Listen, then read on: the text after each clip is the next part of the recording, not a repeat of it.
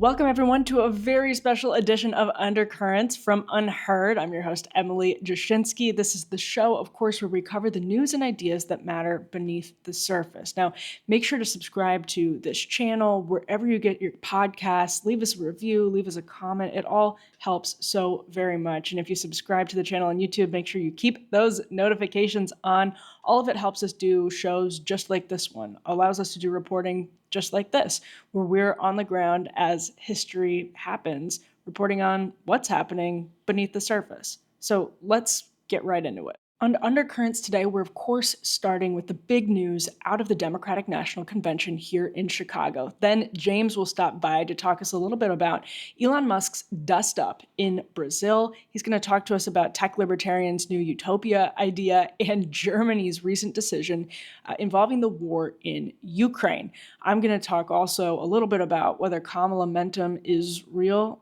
I think it is. We're also going to interview protesters on the ground here in Chicago to talk a little bit about what might get them to vote for Kamala Harris. So let's dive right in. Now, let's start by just pausing here and zooming out 30,000 feet while the rest of the commentariat basically is obsessing over minor details of the stage managing at the DNC. What happened last night is the sitting president of the United States, the sitting president of the United States, the leader of the free world, taking the stage well after 11 p.m. East Coast time. He is looking feeble. He was slurring his words. Honestly, I think this is the worst that I've ever seen him look physically, and this is for a primetime, or what was supposed to be a primetime address at the Democratic National Convention. And he talked for a long time, but then he left. He's off to vacation in Santa Barbara for the rest of the week. Now, that's while the convention for the party that he's ostensibly the leader of is going on in Chicago. They put the president on day one. He went on after 11 p.m., and that's really, I think, going to be the theme of the week and probably the theme of the rest of the campaign. They want to get Biden out of the way, and they want to move on. They want Kamala Harris to have to deal with as little of Joe Biden as she possibly can. Now, do I think they intentionally pushed Biden to 11 p.m.?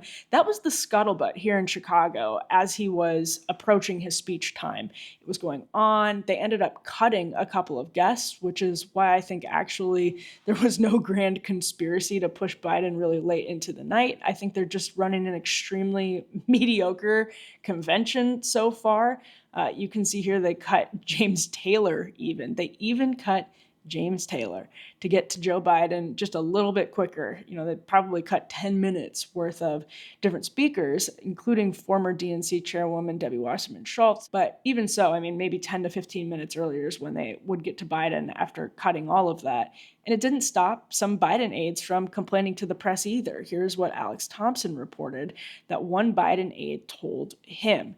They weren't happy about the event dragging on and on. I don't think that it was a grand conspiracy, but even so, on Biden's night, Democrats actually started by surprising the audience here with an introduction from, of all people, Kamala Harris. Remember, this is supposed to be Joe Biden's night.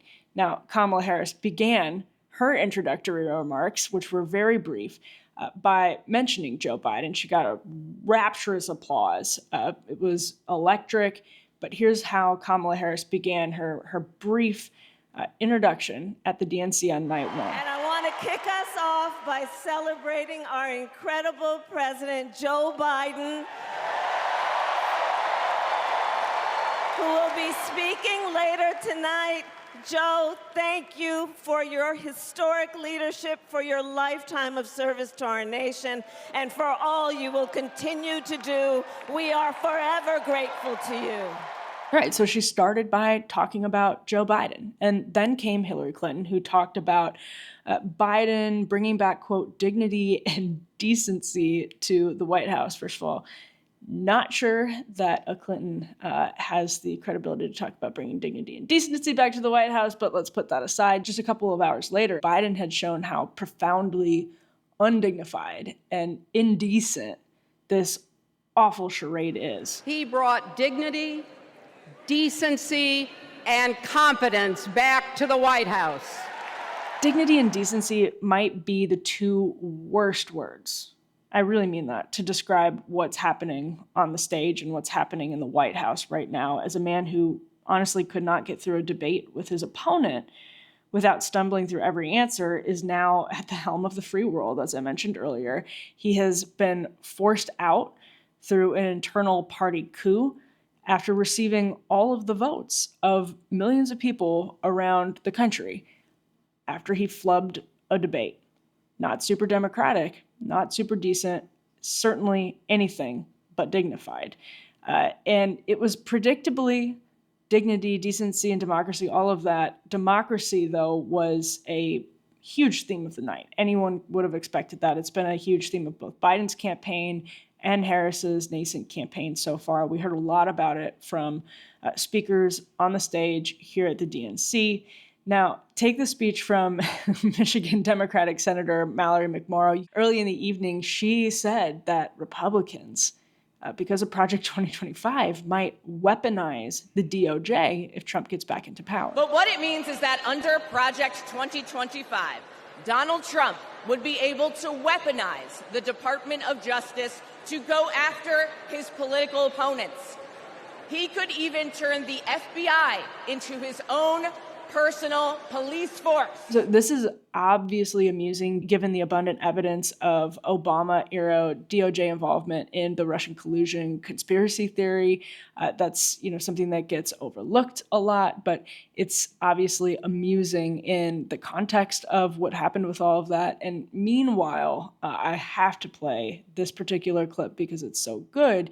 You can see here that chants of "lock him up" broke out during Hillary Clinton's speech. And she responded with, I guess, a smile.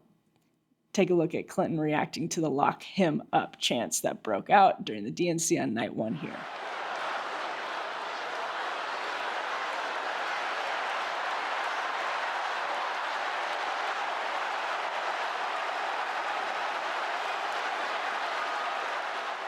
I also want to point out this excellent perspective from Daniel Marins of HuffPost, who noted that when Alexandria Ocasio-Cortez took the stage, she was welcomed with chants of her name.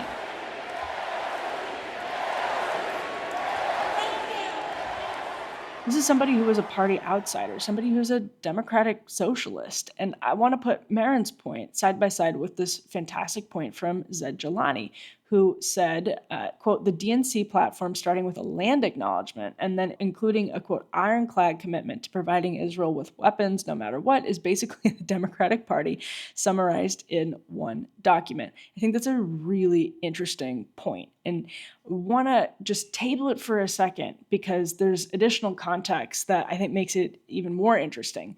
Kamala Harris proposed a 28% corporate tax on the first night of the convention as well. So a 28% corporate tax. And I should add, she did that after the Washington Post editorial board and many other economic observers absolutely panned her economic policy proposal rollout that happened just days before the convention. A lot of people said that it was tantamount or it was necessarily going to involve price controls in a sort of Nixonian sense, although left populists in the Democratic Party, the types of people who don't often laud Kamala Harris, actually did laud Kamala Harris and did read something really positive into the economic policy rollout that Kamala Harris went ahead with just days before the DNC. So I think the point that's worth taking away from all of that is Democrats are feeling really confident, or I should say the Harris campaign is feeling really confident. And honestly, why shouldn't they be? They have taken the most unpopular vice president in recent American history and turned her into somebody who's running neck and neck with a man who had months and months of time to put together a campaign. And she's stepping into this in a couple of weeks and, in certain states and certain battleground states is running, again, neck and neck. So let's take a look at how I think some of this has Democrats not just feeling so boosted by post-Biden momentum, that they're leaning into populism, but also into identity politics, which I think is something they're very hesitant to do after Hillary Clinton in 2016. Maybe they put Hillary Clinton on Monday night, the first night of the convention, so they can do something similar with her, have a splashy debut, but then not have to deal with Hillary Clinton as momentum and energy builds later into the week. Hillary Clinton gave a speech that involved a whole lot of talk about being a woman. She talked a lot about Shirley Chisholm. She talked a lot about Geraldine Ferraro. She talked about a future where there are no ceilings on our dreams. After she lost, she said Democrats, quote, refused to give up on America. And this is one of the most interesting parts, I thought, in her speech. She said, the future is here. Together, we put a lot of cracks in the highest, hardest glass ceiling. I see the freedom to look our children in the eye and say, in America, you can go as far as your hard work and talent will take you, and mean it. And you know what?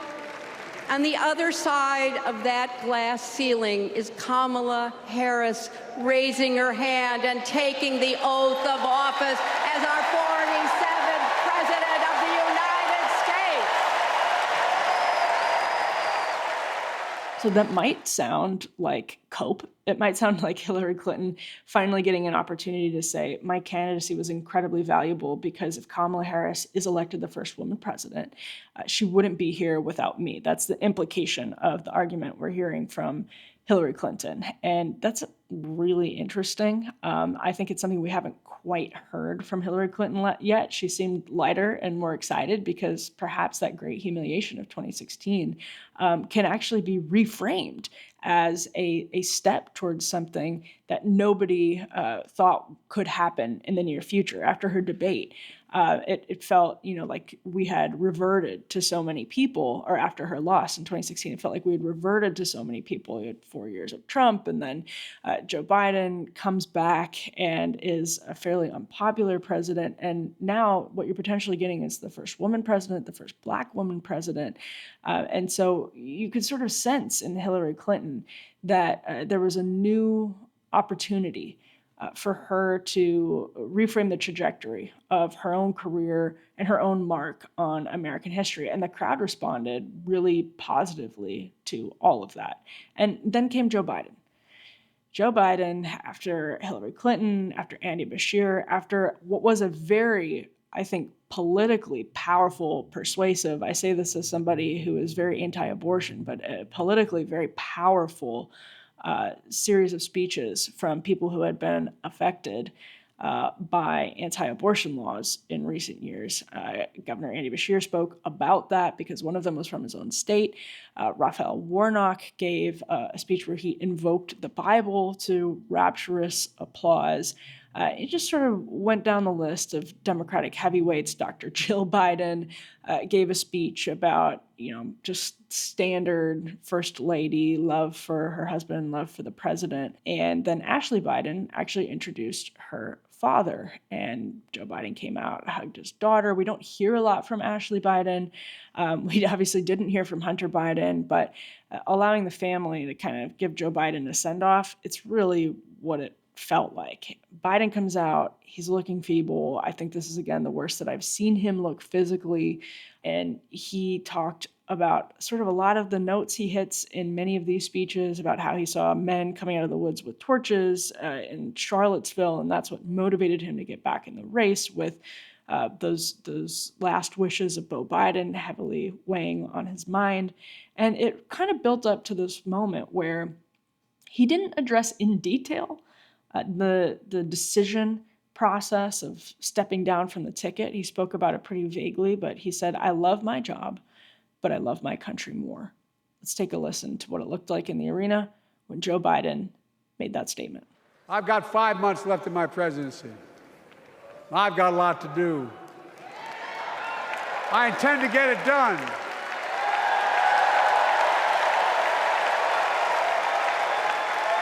It's been the honor of my lifetime to serve as your president. I love the job, but I love my country more. Joe Biden finished so late at night that I feel like he probably had lost the country's attention. Again, I'm not saying that was any grand conspiracy. I don't think it was. I think this has been a fairly poorly managed convention. You've seen reporters say, it was much better at the RNC. I thought the RNC was pretty well managed, but it also had its own problems on day one. So maybe things will get better. That's to be determined. But Democrats are really, really confident. That is abundantly clear. It could steer them to flirt with some strategies and some lines that aren't effective. But Kamala Harris has incredible momentum, both in the media and in polls. Not that those things are entirely disconnected, but she has incredible momentum going into the convention. I think there's a question of whether it sticks around after Labor Day. She had incredible momentum in her 2019 Democratic primary. But I think this week it is going to be Democrats continuing to float on air. I think it's possible some of these protests build into something bigger than they are right now. I'm not ruling that out. We'll speak to protesters later in the show, and you can make your own judgment up in the audience. But as of right now, it feels like this is going to be a successful week for Democrats that gives them an extra boost, extending the sugar high to at least Labor Day for Kamala Harris. And after Labor Day, that bubble can get punctured really quickly. It's very unpredictable, but the sugar high is going to continue, and that really allows Kamala Harris to establish herself in the minds of voters, while Republicans, now faced with a new candidate, are flailing around a little bit to figure out what is going to stick. I'm not saying there isn't something that can stick in the minds of voters, especially if you have the Washington Post editorial board slamming your economic rollout of all the possible critics. In the media, it's very rare to see something like that when you have major Democratic media figures like Michael McCall saying she shouldn't even do interviews. There's still a long way to go until the election, but right now Kamala Harris is becoming a new person in the eyes of some voters. This week will help her do that, but she's already been doing it for a matter of weeks now, obviously thanks to some really positive love from the media. But that's what I think is going to happen this week so far. But obviously we'll be following it really closely, and we'll be back with some interesting headlines from Unheard Newsroom editor James Billow right after this. All right, well, I'm in Chicago. Unheard Newsroom editor James Billow is plugging away as usual. James, can you take us through some of the headlines today? What have you got for us right away? Yes, so we've got three big stories today, but the one I want to focus on to kick things off is Elon Musk. He has, over the weekend, decided to close the offices of X, formerly Twitter, in Brazil. Now, this is pretty huge news, and it happened after the Supreme Court Justice Alexander de Moraes ordered X to shut down at least 19 accounts, including that of a sitting senator. Over the weekend, damning revelations came out by Glenn Greenwald, who is a US journalist and lives in Brazil. Now, he found that there were texts between Moraes' aides about, in his words, maneuvers to create legal justifications and pretexts to take down former President Jair Bolsonaro and his affiliated accounts. Now, Moraes' campaign against Musk has been long running. The billionaire, in his classic Muskian fashion, compared Moraes to Darth Vader and then Voldemort, but this actually culminated in quite serious repercussions, which was closing the office of X in Brazil. Now, the network is still active for users, but it's still a big, big decision by Musk. It's huge, and I actually wonder how long Elon Musk can sort of, what's the best way, James? Because there are other things around the world where Elon Musk seems to have allowed his free speech absolutism to lapse when clashing with different governments that maybe he has different relationships with. Elon Musk, by the way, is a defense contractor. He's somebody who, whether it's Starlink or anything, is really embedded in the government and the politics of a lot of different countries. And so far, I feel like US media, despite really disliking Elon Musk, has barely brought some of these international conflicts to the center of the news cycle or the discourse about X. It just seems kind of odd. Musk has sometimes towed the government line. So one notable example was in Turkey, when there was all that rioting and government unrest, and Erdogan basically asked him to censor accounts, which he obliged with. Musk's fundamental principle is following the laws of the country. But what seems different in the case of Brazil is that this does seem like a politically motivated campaign by a Supreme Court justice in Brazil. So Musk is in the right here. He is right to call him out, but it's also clear that Musk is sympathetic to the political sensibilities of some of these accounts who no doubt lean right. But it's very clear that Moraes is going well beyond his brief, and Musk has taken some pretty radical action to address that. Super interesting. And again, I just think it's, to me, the context of Elon Musk not just being a tech guy, but a tech guy who has his hands in all kinds of different projects, be they defense projects, be they Tesla. I mean, the Tesla is one of the most powerful, most valuable companies in the world. And then having this businessman be in charge of the free speech platform, it's around the world, actually raises so many different questions and conflicts. And he's often on the right side in a really, really, really important way. So I'm glad we're talking about this. James, this is a really good place to move into the next segment we wanted to talk about here, which is the tech libertarians. And they are, let's put it this way, they're on one right now. That is certainly true. And today there has been a new report in TechCrunch about yet another attempt to create a libertarian paradise somewhere on planet Earth. Today, Bitcoin enthusiast Balaji Srinivasan said he had booked out a private island near Singapore for 80 days. His plan? He wants to establish a techno-capitalist college town that he hopes will gain recognition from pre-existing states. Srinivasan is not the first libertarian to do this, and he is certainly not going to be the last. There was, a few years ago, the Peter Thiel funded plans for seasteading, which were these floating artificial islands out in international waters that would be independent of established governments. And that culminated in 2020 of a slight offshoot, but something similar, where MS Satoshi, named after the Bitcoin creator, was designed. And this was a large cruise ship that was docked somewhere in the Gulf of Panama. This was again meant to be free of international law, but unfortunately hamstrung by the fact that it couldn't get the necessary insurance. The final attempt, and one that is still very much ongoing, is actually on land, where, you guessed it, more Silicon Valley billionaires contributed nearly $1 billion, $800 million, to buying plots of land in Solano County. Solano County is 60 miles northeast of San Francisco, and once again, they're hoping that this will be free of all the bureaucracy of Gavin Newsom's Californian autocracy or oligarchy, whatever you want to call it. So far, none of these initiatives have actually taken off, but they are still trying. It's sort of interesting because I'm thinking just in the last week or so, after Kamala Harris rolled out a sort of specific, but also still sort of vague economic agenda that included what a lot of people just right off the bat said is it's price fixing in an attempt to combat price gouging.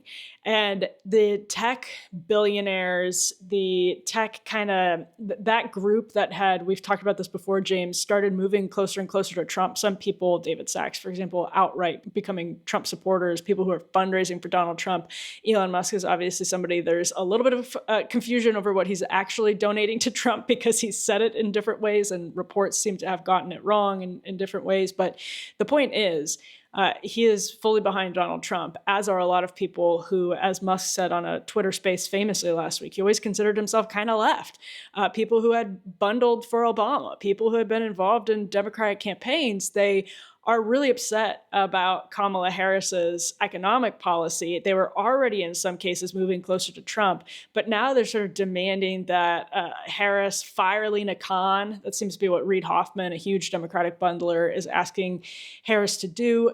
But she actually seems like she's going closer and closer to what a lot of people would describe as democratic socialism. And I guess I wonder, James, and maybe you have thoughts on this, how a potential Harris presidency could maybe pour jet fuel or pour rocket fuel on libertarians' exit from polite society in the United States. Their self-deportation, as Mitt Romney would say. The angle here is certainly Californian, because Harris is herself a Californian, and she is very much soaked in this Californian ideology that has permeated DNC circles for close to a decade now. And it was interesting, just last week we had Peter Thiel featuring on Joe Rogan's podcast, where he compared California to Saudi Arabia, and we'll play the clip for you here. The rough model I have for how to think of California is that it's kind of like Saudi Arabia. And you have a crazy religion, wokeism in California, Wahhabism in Saudi Arabia. not that many people believe it, but it distorts everything.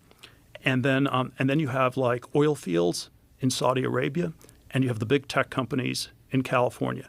And the oil pays for everything. So whether Harris's California background is going to determine the course of her presidency remains to be seen. But it's very interesting to see that she is much more to the left of Biden. I wouldn't say she goes as far as Bernie, but as you say, things like price gouging, which even the Washington Post of all newspapers are criticizing, clearly go to show that some of these policies are very much moving in that direction. Well, she's posturing that way. And, with the pressure of Reid Hoffman, for example, to fire Lena Khan from the FTC, who's done a lot of sort of populist, even J.D. Vance has said that he's supportive of Lena Khan, even though she's basically enemy number one of most elected Republicans.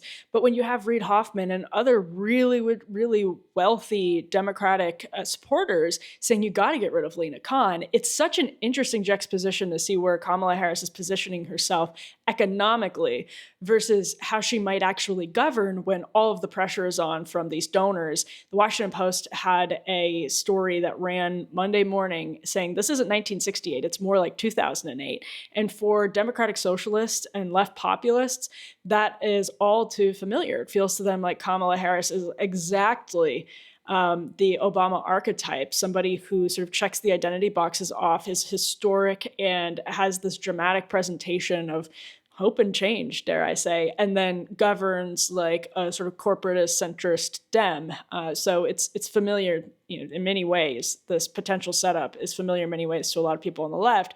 I think with Kamala Harris, it's genuinely up in the air. I don't know how she would, if she would actually go through with, what some of these guys are saying is just outright price fixing, a la Richard Nixon. All right, so James, Germany has gone full J.D. Vance. Speaking of J.D. Vance, seems like Germany is taking the step that if J.D. Vance were the monarch of the United States, we would have already taken. This weekend, the German government said that it will stop military aid to Ukraine as part of plans to reduce spending.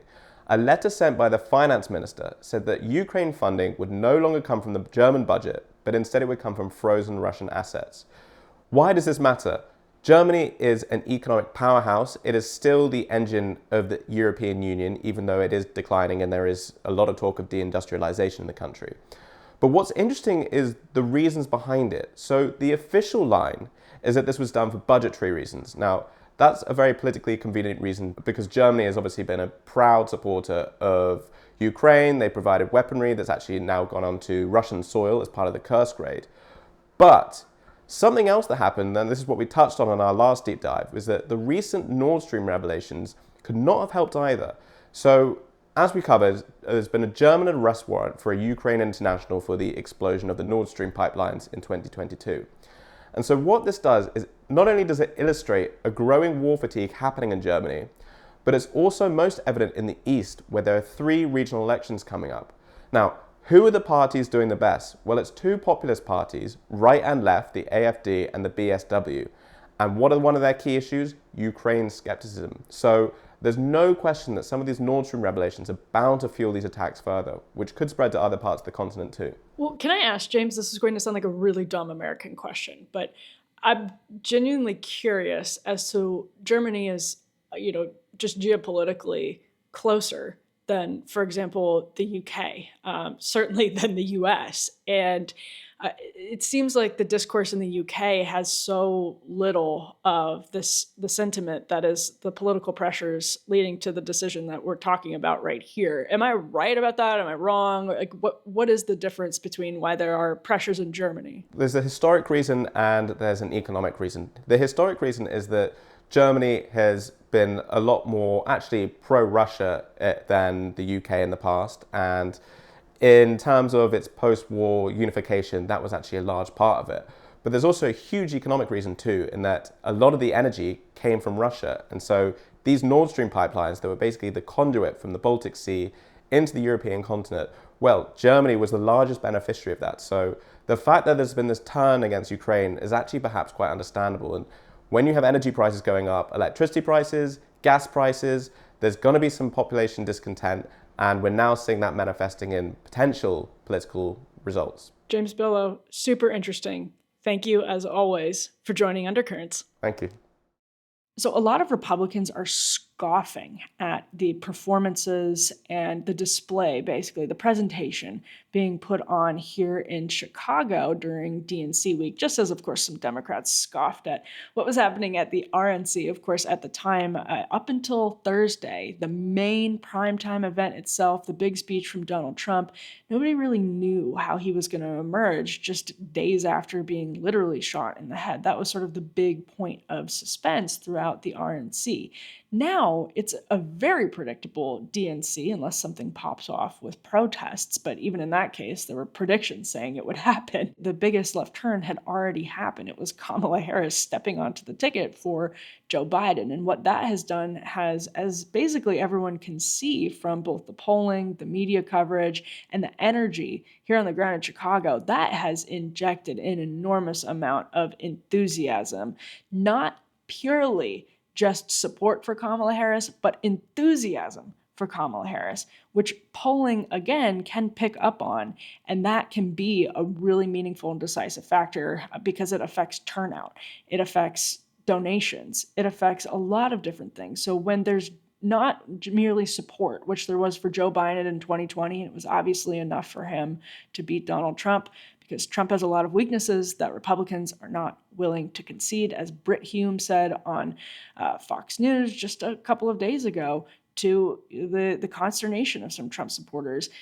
Historically, Donald Trump has a ceiling. He has a ceiling that's somewhere in the 40% range, and he has a really strong base of support with a big chunk of the country.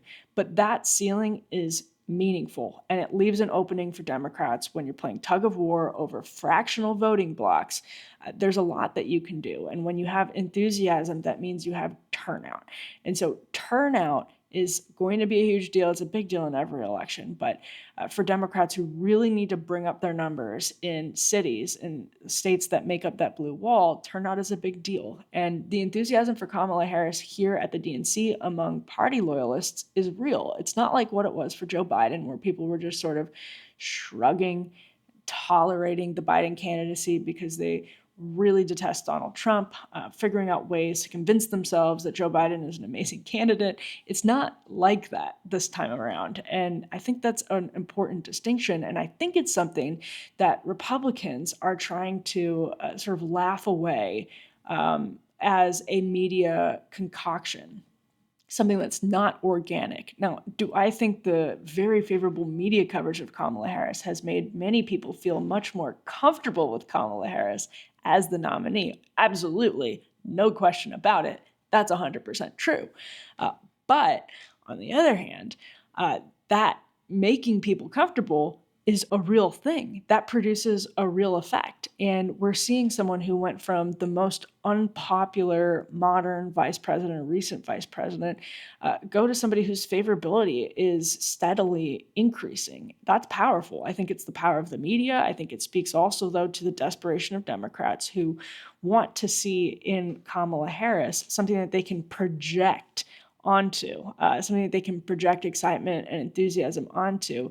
It's sort of like, what's the best analogy here? If you're starving, you're so hungry, and someone gives you like a pack of peanuts. It tastes like the best snack you've ever had in your life.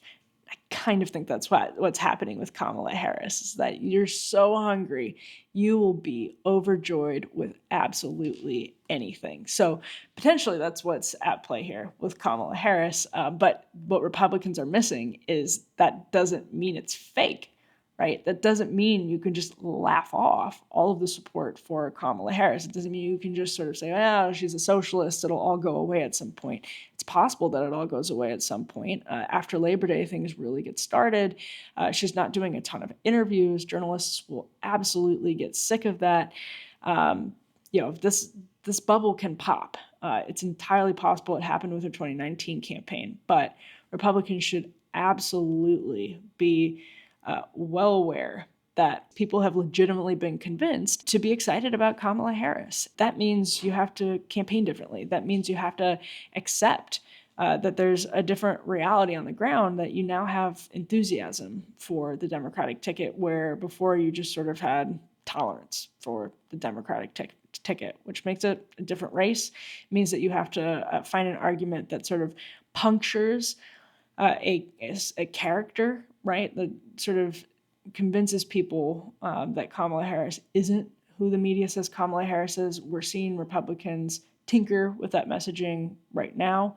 But if positive media coverage and Democratic desperation can take an extremely unpopular political figure, arguably a historically unpopular political figure, and turn her into an object of inspiration in weeks' time, that is very powerful, and that can continue to be very powerful from now into the future. So today's guest is not one person, but several people. We had the opportunity to talk with some of the protesters at Union Park, just outside the security perimeter, where a big group of people gathered all day on Monday to watch speakers from a stage that was actually between two very dusty softball fields. They handed out old school signs with the wooden handles. Some people were actually selling t-shirts. Some people brought their babies in strollers.